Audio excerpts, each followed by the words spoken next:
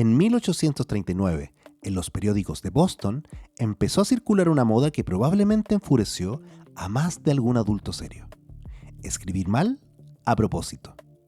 No era que la gente no supiera escribir, todo lo contrario, era una moda urbana, letrada, medio burlona. Agarraban una frase común, la deformaban como si estuviera escrita por alguien que no sabía escribirla y luego la reducían a iniciales. Era un juego de iniciados, un código compartido. La gracia estaba justamente en que había que estar adentro para entenderlo. De ese código salieron muchas abreviaturas. Por ejemplo, estaba all right. En inglés está bien, todo bien. Y la deformaron cambiando la A de all por una O. Y right, que comienza con R, agregando una W. Esas iniciales O, W, no sobrevivieron. También estaba no go, no va, no funciona. No, no en español, se pronuncia igual que la palabra saber, know. Entonces agregaron una K. Esas iniciales K y G tampoco sobrevivió. Esa moda, sin embargo, produjo muchas otras abreviaturas, y casi todas murieron. Pero hay una que sí sobrevivió, y no solo sobrevivió, con el tiempo se convirtió en una de las palabras más reconocibles del planeta. La frase era all correct, todo correcto en inglés. Escrita bien, all con A y correct con C, no tenía ninguna gracia. Entonces la deformaron.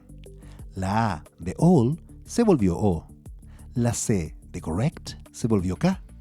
Y de esa deformación deliberada salieron las dos iniciales, O, K. Sí, OK. La palabra, que hoy se entiende en casi cualquier parte del mundo, nació como una broma escrita, como un juego con mala ortografía, como una forma de decir, si entiendes esto, eres parte del grupo. Y aquí viene lo mejor. Durante más de un siglo, casi nadie recordó ese origen. Circularon teorías de todo tipo, que OK venía del francés, que venía de una lengua indígena, que era una sigla militar, 0 muertos, O killed, 0 killed, que se anotaba en los partes de batalla cuando una jornada terminaba sin bajas. Era una etimología tan ordenada, tan lógica, que mucha gente todavía la repite hoy convencida de que es verdad. Hasta que en los años 60, un lingüista llamado Alan Walker Reed se sentó a rastrear periódicos antiguos uno por uno y reconstruyó la historia. OK venía de all correct, mal escrito, una deformación humorística publicada en Boston en 1839. Era solo una broma escrita, una moda pasajera, un chiste interno, y sin embargo, esa estupidez pasajera nos sobrevivió a todos. Bienvenidos a Con la Lengua Afuera. Soy Diego Ávila, y hoy vamos a hablar del lenguaje de los adolescentes. No porque OK haya sido exactamente el slang, la jerga o los modismos adolescentes que conocemos hoy, sino porque su historia muestra algo que el slang juvenil entiende muy bien. A veces, para pertenecer, hay que deformar la lengua compartida hasta que solo los tuyos puedan reconocerla. Y una advertencia, si en algún momento de este episodio sientes el impulso de decir «es que los jóvenes de hoy no hablan bien», ese impulso es exactamente el que vamos a desmontar, porque lo mismo dijeron de la generación anterior, y de la anterior, y de la anterior. Y todos esos jóvenes que no hablaban bien son los adultos que hoy hablan en español que consideramos correcto.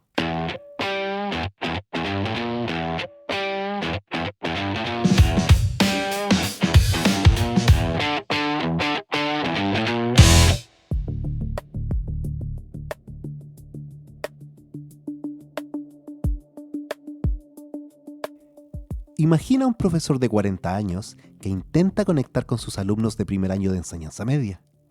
Llega a la sala de clases y dice: «Bueno, hermano, esto va a estar de pana». Silencio, un par de miradas de reojo, una sonrisa contenida en el fondo de la clase. No es que el profesor haya dicho algo ofensivo. No eran las palabras, era quien las decía. Y los adolescentes lo supieron de inmediato, aunque ninguno lo dijera en voz alta. Eso no es capricho ni crueldad, es lingüística. La adolescencia es, entre muchas otras cosas, una crisis de identidad con consecuencias lingüísticas muy específicas. El adolescente necesita resolver simultáneamente dos necesidades que están en tensión permanente: pertenecer a un grupo y diferenciarse de los adultos. Esas dos necesidades se contradicen entre sí. Pertenecer requiere conformidad, diferenciarse requiere originalidad, y el lenguaje es la herramienta perfecta para hacer ambas cosas al mismo tiempo. Un repertorio juvenil, el slang, la jerga, las expresiones del grupo, hace dos cosas a la vez. Te marca como parte de los que la usan y te separa de los que no lo entienden. Es un código de acceso y una frontera al mismo tiempo. Dice, yo soy de aquí y tú no eres de aquí, con la misma eficiencia. Eso ya lo había documentado con precisión de campo una lingüista norteamericana llamada Penelope Eckert. A comienzos de los años 80, Eckert entró a un colegio secundario suburbano del área de Detroit para escuchar algo que casi ningún adulto escucha bien: cómo hablan los adolescentes cuando no están hablando para los adultos. Eckert venía de la sociolingüística de la variación, una tradición que no mira el lenguaje como una colección de errores, sino como un sistema social. No fue como profesora, no fue a corregirlos, fue como observadora. Durante 2 años siguió la vida escolar desde adentro: los pasillos, la cafetería, las fiestas, los bordes donde la sociabilidad adolescente ocurría lejos de la mirada adulta. Lo que encontró no fue caos, fue una geografía invisible. Había grupos con posiciones distintas hacia la escuela, hacia la autoridad, hacia la idea misma de futuro. Los jocks, más integrados al sistema escolar, ocupaban una zona. Los burnouts, más alejados de ese sistema, ocupaban otra. Y esas diferencias no se veían solo en la ropa o en los lugares donde se juntaban, se escuchaban en las vocales, en los términos que adoptaban, en el tono con que hablaban entre ellos, en la forma de dirigirse a los profesores. Si alguien cruzaba esa frontera lingüística, el grupo lo notaba. No hacía falta un cartel. La forma de hablar hacía ese trabajo con una precisión que ningún uniforme podría igualar. Nadie les había enseñado esas reglas de manera explícita. Las habían absorbido estando ahí, perteneciendo, intentando pertenecer o resistiéndose a pertenecer.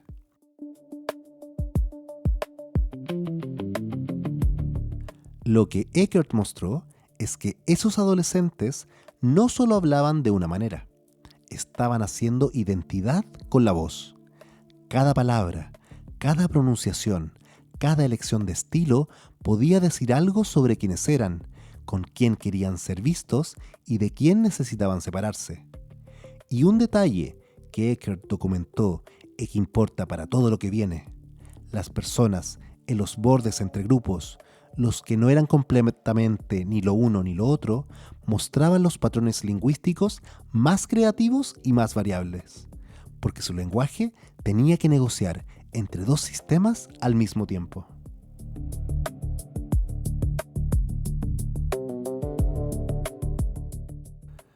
Piensa en la última vez que escuchaste una palabra de los que tienen entre 14 y 17 años y no entendiste completamente qué significaba. O peor, la entendiste, pero notaste que sonaba muy rara en tu boca cuando la intentaste usar.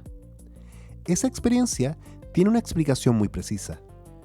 Jean-Pierre Goudeleur es un lingüista francés que pasó años estudiando la jerga de los barrios populares franceses, especialmente el verlan, una forma de invertir sílabas y de formar palabras que funciona como marca de barrio, generación y pertenencia. Algo como decir mi germu en lugar de mi mujer o grone en vez de negro en el lunfardo, la jerga de los barrios populares de Buenos Aires en el siglo XIX, que con el tiempo se extendió a toda la región rioplatense de Argentina y Uruguay. Aunque Goudeleur trabajaba sobre el argot urbano francés, sus categorías permiten observar mecanismos que también aparecen, con diferencias locales, en otros slangs juveniles: resignificación, préstamo, deformación y juego formal. Las palabras nuevas rara vez salen de la nada. Casi siempre emergen de mecanismos reconocibles que revelan cómo el sistema lingüístico trabaja en tiempo real, adaptando material existente para nuevas funciones sociales. El primer mecanismo es la resignificación. Tomar una palabra existente y darle un significado nuevo, diferente, a veces opuesto. Enfermo, que significa genial; terrible, que significa muy bueno; matar, que significa impresionar o destacar. La subversión del significado convencional tiene una función social específica. Si los adultos interpretan literalmente, hay incomprensión automática. Si la interpretan bien, significa que ya están demasiado al tanto para que el término siga siendo marcador de grupo. El segundo mecanismo es el préstamo de otras lenguas, principalmente del inglés. Crush, cringe, vibe. Palabras que entran porque nombran algo que el español cotidiano no nombraba con la misma precisión o con la misma marca cultural. El inglés funciona como señal de estar conectado con una cultura global que los adultos locales no manejan de la misma forma. El tercer mecanismo es la creación por analogía morfológica. Aplicar reglas de formación de palabras del español a material nuevo. Spoilear, stalkear, textear. El sistema del español absorbe esos verbos tomados del inglés y los conjuga, los pluraliza, los deriva. Ella me stalkeó, no me stalkees, el stalkeo constante. El sistema morfológico no protesta, simplemente procesa el material nuevo con las herramientas que ya tiene. Y junto con esos mecanismos léxicos aparece otro nivel, la prosodia. A veces el slang no inventa una palabra nueva, sino una manera nueva de cargarla de intensidad. Amor con muchas R's, qué loco con muchas O. El alargamiento vocálico como intensificador, la elongación como marcador de énfasis, de afecto, de ironía o de incredulidad dependiendo del contexto. No es una deformación del léxico, es una gramática paralela de la intensidad.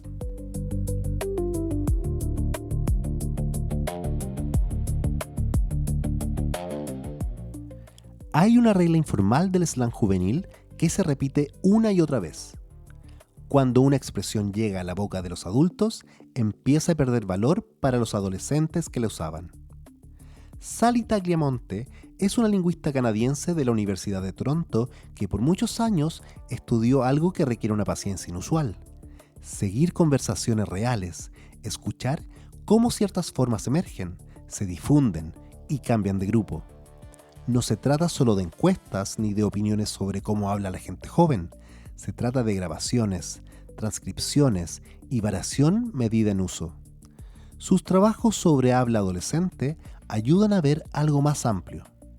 Muchas formas juveniles no son errores aislados, sino usos que circulan, se estabilizan temporalmente y pueden participar en cambios mayores. En el caso del slang, hay además un componente social que acelera su desgaste.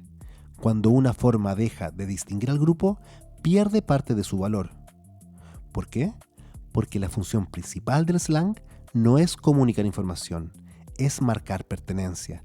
Y cuando un adulto usa una expresión que hasta hace poco funcionaba como contraseña juvenil, el término perdió parte de su fuerza.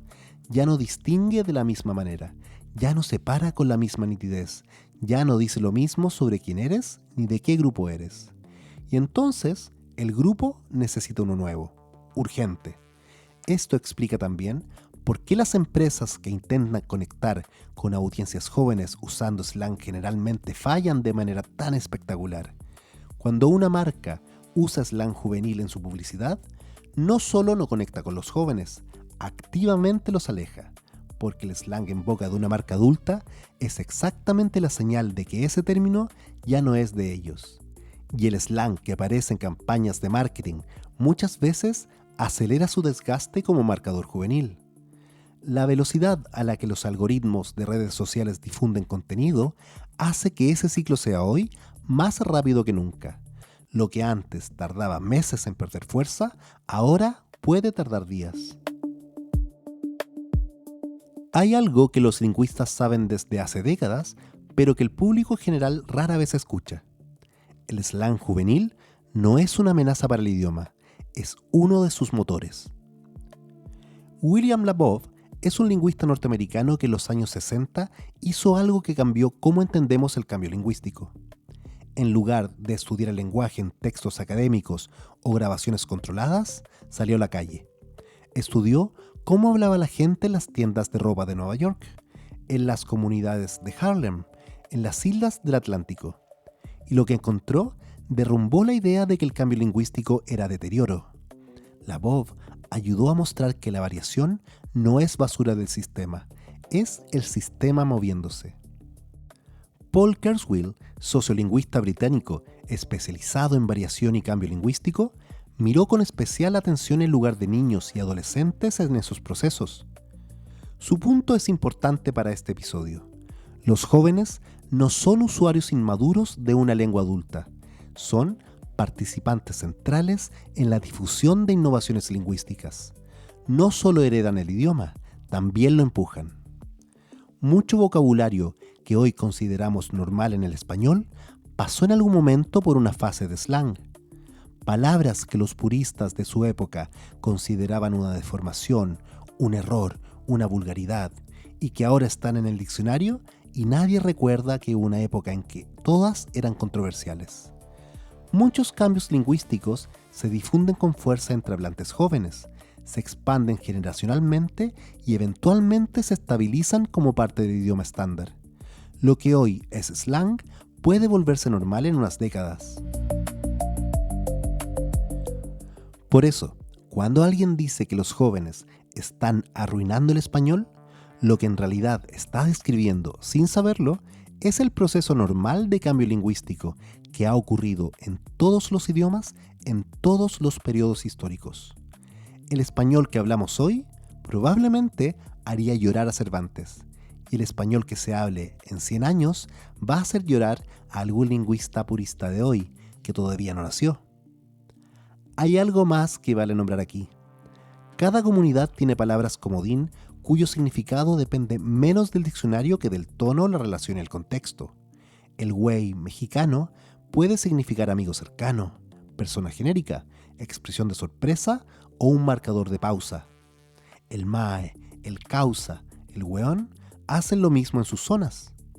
Un lingüista extranjero que intentara aprenderlas solo en un manual no llegaría a ninguna parte.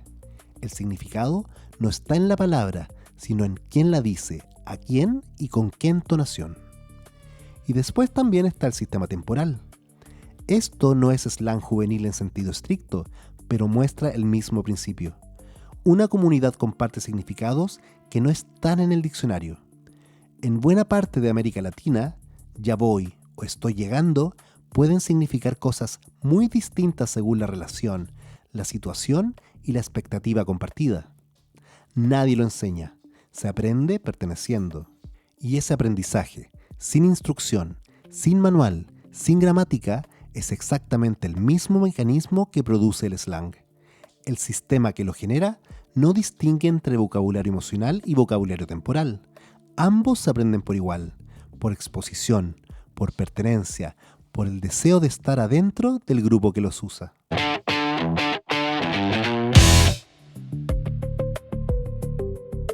Mean Girls, conocida en español como Chicas Pesadas, es una película de 2004 protagonizada por Lindsay Lohan.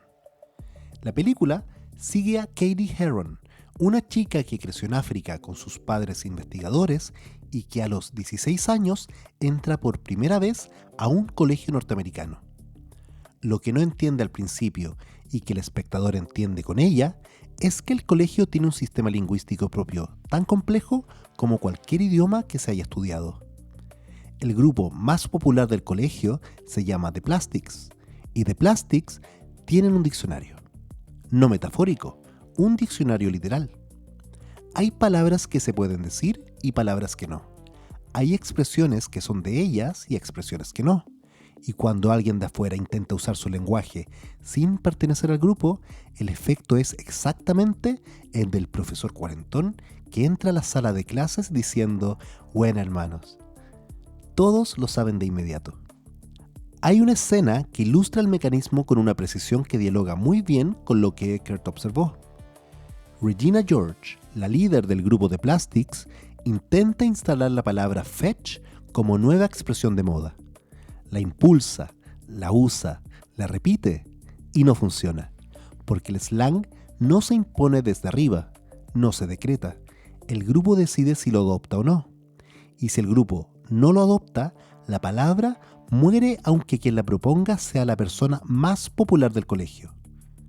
El poder social no alcanza por sí solo para forzar el cambio lingüístico.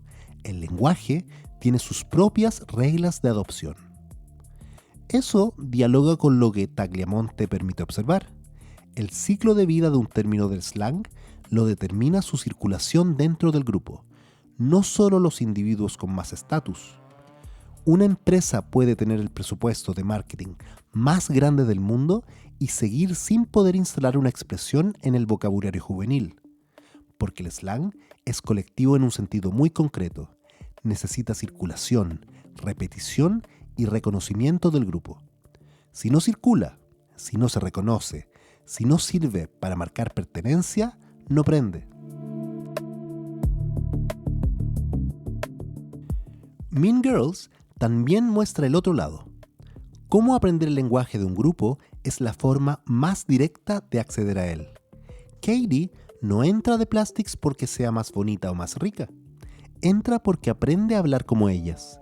Y cuando deja de hablar como ellas, cuando el lenguaje vuelve a ser suyo y no de ellas, es cuando empieza a salir. El slang como contraseña de entrada y como frontera de salida al mismo tiempo. En términos cercanos a lo que muestra Eckert, funciona como acceso y frontera a la vez. Ahora bien, hay cosas en tu forma de hablar que nunca elegiste. Hay algo que los estudios sobre cambio lingüístico y adolescencia permiten subrayar sin convertirlo en una ley absoluta. Parte del lenguaje que usamos intensamente en la adolescencia puede quedarse con una persistencia especial. No solo el lenguaje que aprendemos en el colegio, no solo el que adquirimos en la universidad, el del grupo, el de los pasillos, el que se vuelve identidad antes de que uno se dé cuenta de que está construyendo identidad. Parte de la forma en que hablas en la adolescencia puede persistir con mucha fuerza. Los modismos, la entonación, ciertas expresiones del grupo en que te movías. Eso se instala de una forma en que el lenguaje que aprendes después no siempre reemplaza, o al menos no completamente. No importa si la palabra era bacán, heavy, cringe, delulú o la que haya muerto cuando escuches este episodio, el mecanismo es el mismo. Y eso tiene una consecuencia muy concreta. El lenguaje de los adultos delata su adolescencia. Si escuchas a alguien usando expresiones que fueron slang en los años 90, a veces puedes hacer una estimación aproximada de la época en que esa persona se formó lingüísticamente. No porque sea anticuado necesariamente, sino porque esa capa lingüística se quedó, aunque esa persona haya adquirido muchas otras capas encima. Es como la geología. Las capas más profundas son las más antiguas, y el idioma de la adolescencia es una de las capas más difíciles de reemplazar. No porque todo quede congelado para siempre, sino porque ciertas formas aprendidas en contextos intensos de pertenencia pueden persistir durante décadas. Se instalaron en el momento en que el cerebro y la vida social estaban especialmente activos formando identidad. Hay personas de 50 años que todavía dicen bacán, personas de 40 que todavía dicen heavy, no como afectación, como residuo de quienes eran cuando el idioma se les grabó más profundo. Y no es solo el vocabulario, es también la entonación, el ritmo, la forma específica de usar las pausas, las construcciones sintácticas que eran propias de cierto grupo en cierta época. Todo eso se instaló en la adolescencia y sigue ahí, aunque casi nunca lo activemos conscientemente. Todos cargamos con el idioma de nuestra adolescencia, y ese idioma dice cosas sobre nosotros que a veces preferimos no decir. ¿De qué generación somos? ¿De qué grupo éramos parte? ¿En qué cultura nos formamos emocionalmente? ¿Qué nos importaba y con quién nos importaba? El lenguaje es también una autobiografía involuntaria, y la adolescencia es el capítulo que más se resiste a ser reescrito. El slang comunica, sí, pero sobre todo marca pertenencia.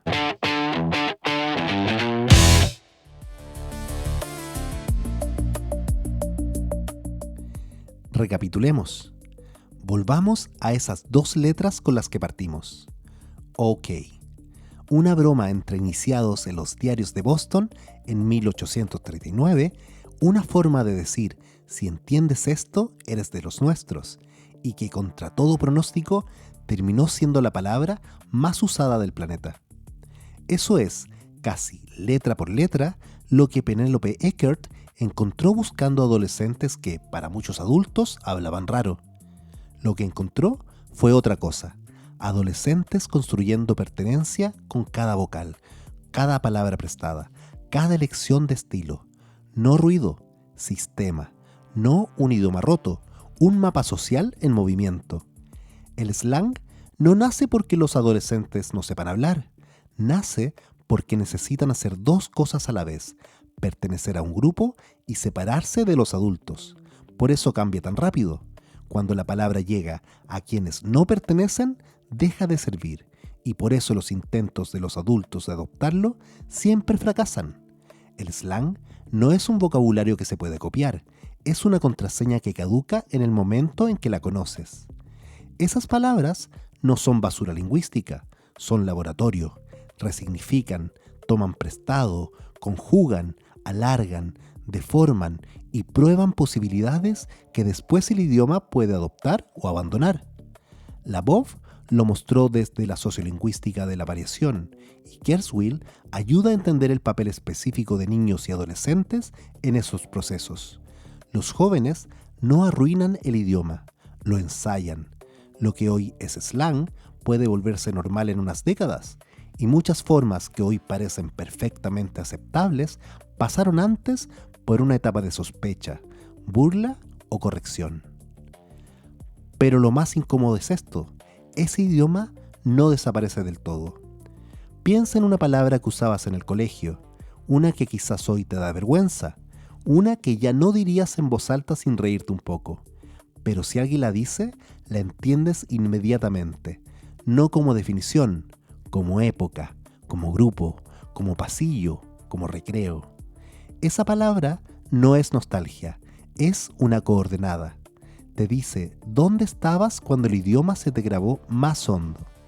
El lenguaje de la adolescencia es una de las capas geológicas más profundas, la que se formó cuando el cerebro y la vida social estaban especialmente activos construyendo identidad, y la que más se resiste a ser reemplazada por todo lo que vino después. Todos cargamos con ese idioma, y a veces, cuando aparece sin que lo llamáramos, es un giro de frase, en una entonación, es una palabra que jurábamos haber olvidado, y dice algo sobre nosotros que no elegimos decir. El idioma no es solo cómo comunicamos, es también quiénes fuimos cuando aprendimos a pertenecer.